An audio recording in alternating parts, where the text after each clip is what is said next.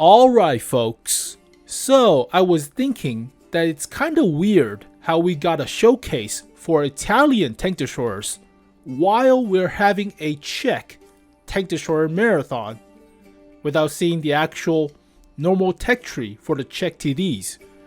I thought it was going to be a whole line of T-67s or Scorpion-Gs until tier 10, so probably better than the Grail 15. Ugh, but are we getting the Italian TDs before the Czechs? That's a first. Alright, so let's take a look at the premium tier 8 Italian tank destroyer, the SMV CC-64, the Vipera. And it kinda looks pretty clean. It looks modern. Cupola is not as big as the E4 tumor. The engine deck is raised. Hull roof is sloped pretty well, so looks neat, looks clean, and very fancy. Frontal plate is not as well sloped, but this is like 200mm baseline, so probably about 250 plus effective. Turret front is also flat, but that's 270.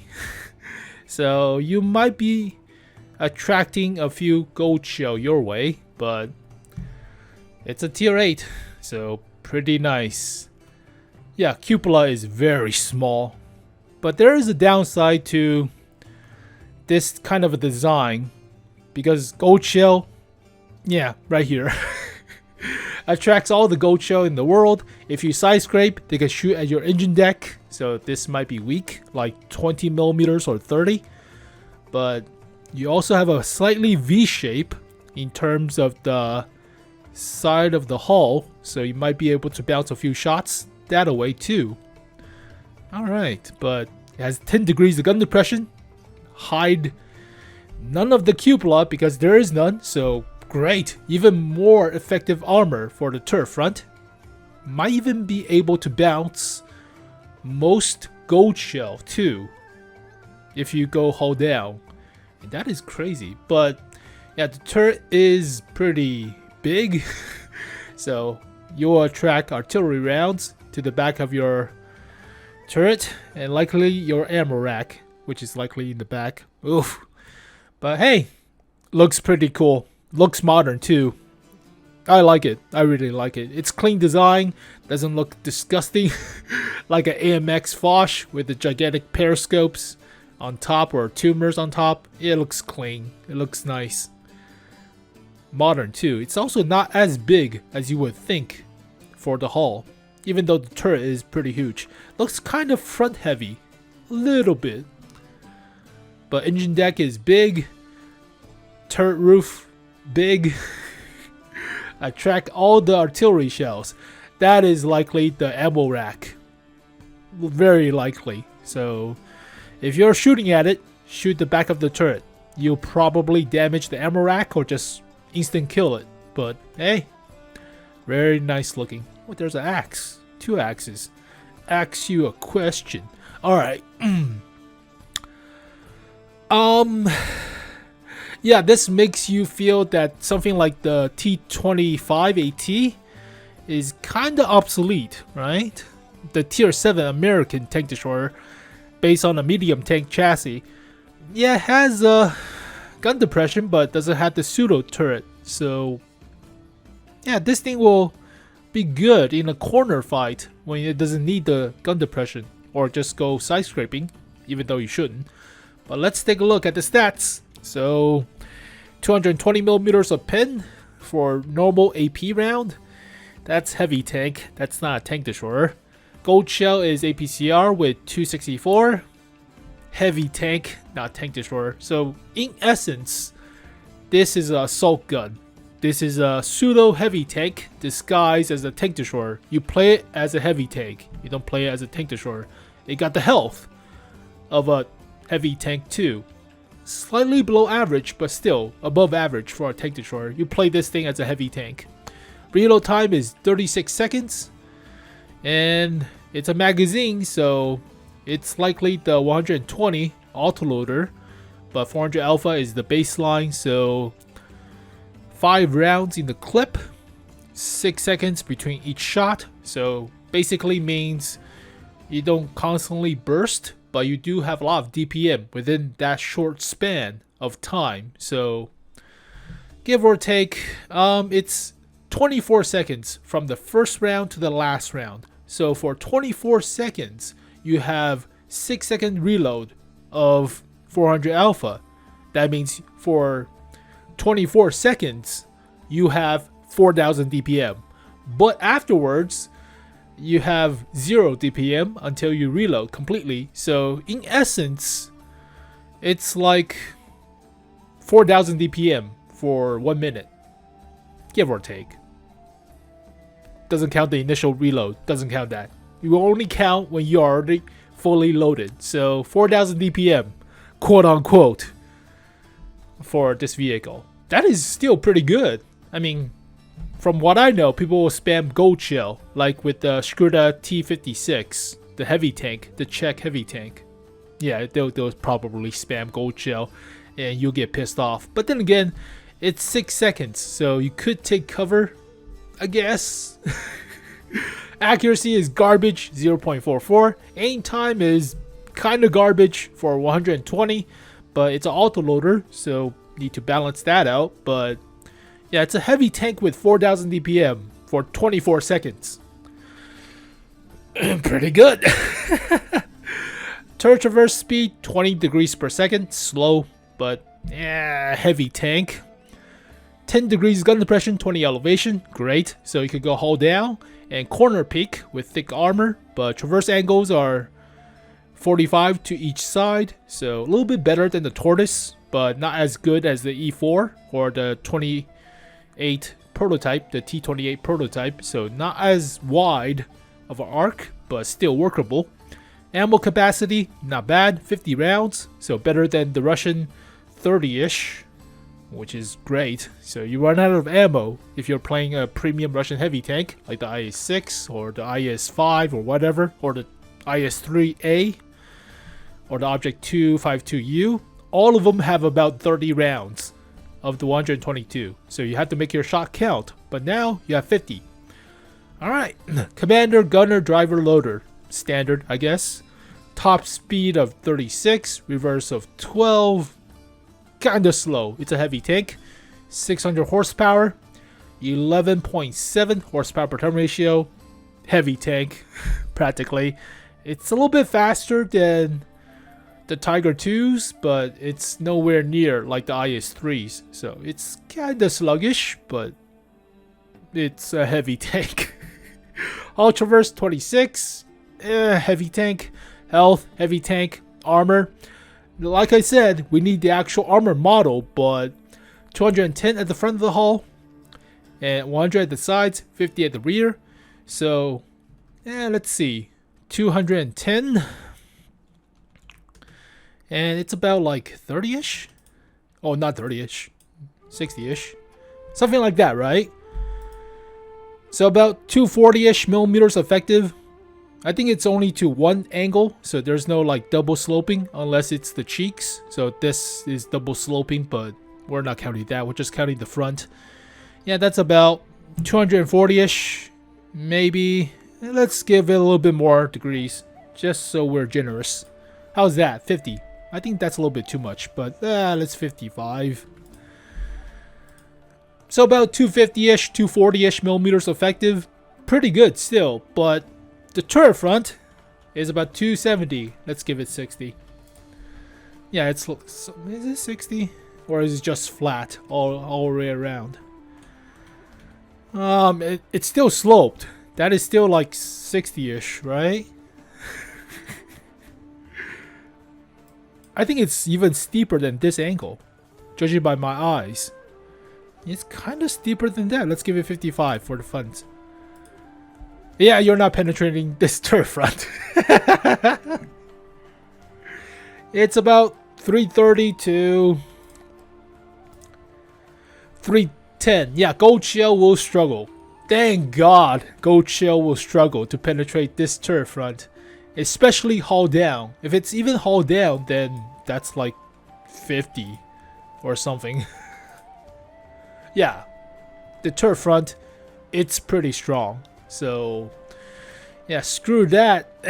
Screw shooting 𝘗𝘺𝘬𝘦 in the turret front of this vehicle. It also has a thick manlet too, but it's a heavy tank, so it's actually 275. I thought it was 270. That's even thicker. Jesus. Alright, 275 at 60 degrees. Let's see how thick that is. About 320. Unangled and unsloped for haul down tactics. That's a great turret front. Makes you think how crap the Chinese tank destroyers are, or the American tank destroyers with the turret. Yeah, the T-28 prototype turret front is not that strong. It's only 200 millimeters, and it's not as freaking thick. Alright, so here are some hidden stats. So dispersion during turret traverse, that's actually not bad.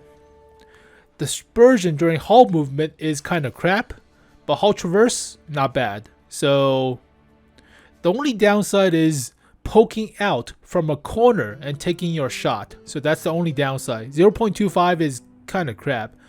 So let's see if I can demonstrate the garbageness. So give you a good sense. Let's use the Grill 15. So as you can see, tank moving and tank traverse and turret traverse are pretty crap. 0.4, that is garbage. That's even worse than artillery.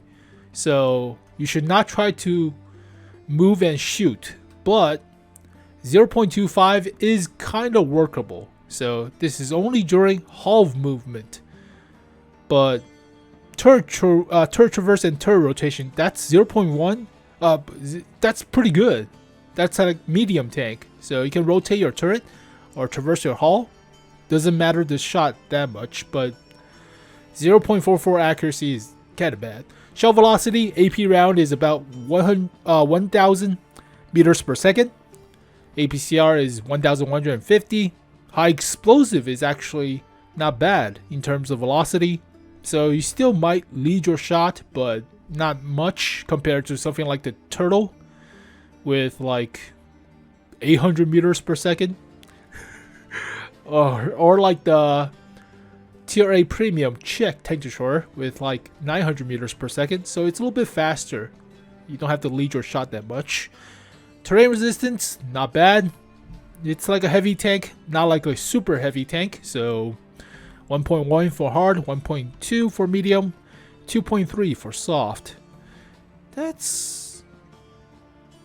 holy crap, this thing has 4 for soft? That is horrendous. Jesus. God, the Grill 15 sucks. Let's take a look at the E4. Yeah, it's better than the E4. So it's faster. But then again, the top speed is still 36. You will still reach the top speed, but I think you will likely put a turbocharger on this thing to make it go a little bit faster to your liking. Let's take a look at the Ferdinand. It's like the Ferdinand in a sense, with about same hull armor, but better terrain resistance. Not as good horsepower per ton ratio, but better top speed. Eh, okay. I mean, better dispersion while moving or traversing the hull. Well, not as good while moving, but how much would I rate this thing? It's a heavy tank, but the turret front, as you saw, is pretty thick. But unless we're getting lied to, and it's only 275 behind the mantlet, and this is like 200, then yeah, that's kind of bad, but we had to get the actual model to see. So for now, if it's all 275, this is a very good, strong turret front. Might be the strongest now compared to the T-32 or something. T-32 has a cupola weak spot. It's small, but still there. This does not have a weak spot. And it's thick. And it's very thick at the front. Yeah, it's very thick at the front. Even have the gun depression, and it's pointed forwards, so you don't have to expose your lower plate or your upper plate as much because the gun is mounted more to the front. This is pretty good. Only downside is the accuracy is kind of garbo, and the aim time is kind of long, with horsepower per turn ratio not up to par, but still, I will probably put vents, but this thing cannot mount a rammer. It's autoloader, so yeah, shoot, what the hell equipment do I put on this thing? That's a big question. Tank destroyer cannot mount any of the good stuff. Let's go to the French. It's more close in line to the autoloaders, but I have vents, enhanced gun lane drive, and optics for my AMX AC model 1948, but I don't think you need those. What's a good firepower augmentation for that vehicle? You could put vents. You could put improved aiming to help with the 0.44 accuracy. I think you probably put improved aiming to help with the accuracy a little bit. Since this is a closed top, it's a fully encapsulated vehicle, then you probably would want vents for survivability slot. So once you unlock the survivability, put vents as the second one, and I would think maybe optics, either optics or turbocharger, one of the which. But yeah, the view range is kind of bad, 360. Yeah, I would probably put, if it's a close range fighter, if you need your team to scout for you, then you would probably put turbocharger. If you feel that your team is not as reliable, then you put optics. But I feel optics is slightly better in most scenarios than the turbocharger. Turbocharger is a little bit better for like open field maps, so you can get into cover or just run around a little bit better, but I feel optics is a little bit better in that sense. And how much would I rate this vehicle? 𝘗𝘪𝘬𝘦 is so small. It's a forward mounted vehicle too. Doesn't look like shot trap. Can we get a shot trap into the crevice of the thing? No, not really. There's no chance for you to shot trap, right? I mean, you cannot jam a shot into that crease right there. That's impossible. How much would I rate this thing? It's pretty good. I mean, it's blind. It's kind of slow. Camouflage rating is average, so it's better than a heavy tank, but still, it's average. Shoot. Also, yeah, this accuracy gets buffed because of the 100% crew. So actual accuracy is 0.42. Actual aim time is 2.6. So it's a little bit better, but it's 5 rounds of 400 alpha. Nah.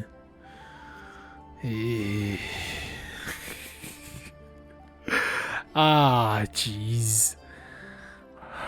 It's hard to think of a rating for this vehicle. It's unproven, and it's pretty thick at the front too. It's a premium too. Oh my god. I might give it a 7.8 unless we see the actual armor profile. If it's all very thick armor like the front and stuff, I'll give it an 8. Mostly because it's a pretty decent heavy tank. It's a very decent heavy tank. I would rather play with this thing than play with Object 252U. That goes to say. So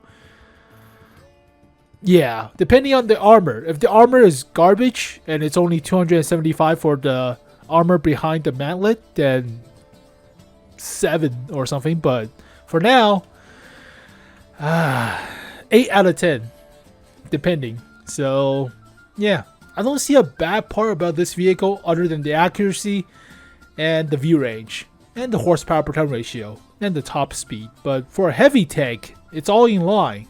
It's the same as the Russian heavy in a sense. Still has 10 more meters of view range compared to Russian heavy tanks, and not as many weak spot, right?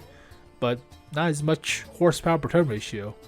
It's a controversial vehicle. It's really debatable how well this vehicle is going to get. I mean, you're running around 36 seconds without damage, so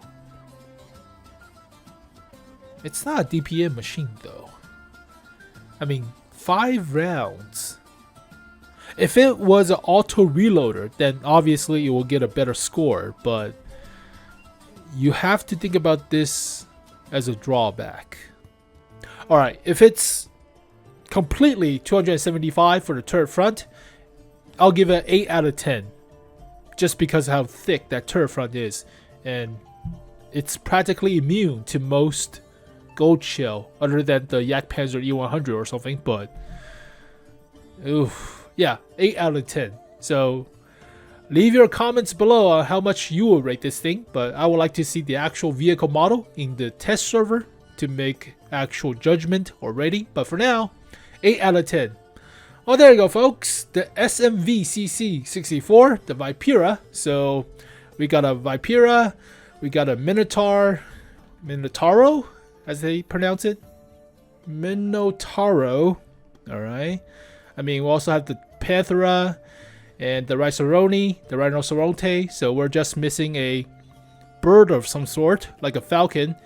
And we have the full set of Power Rangers for the Italians. Alright, fine. But thank you guys for watching this video. Hopefully you guys enjoyed it. I'll see you guys next time. Peace.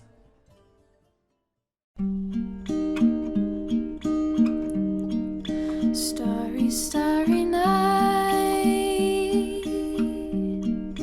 Paint your palette blue and gray. Look out on a summer's day with eyes that know the darkness in my soul.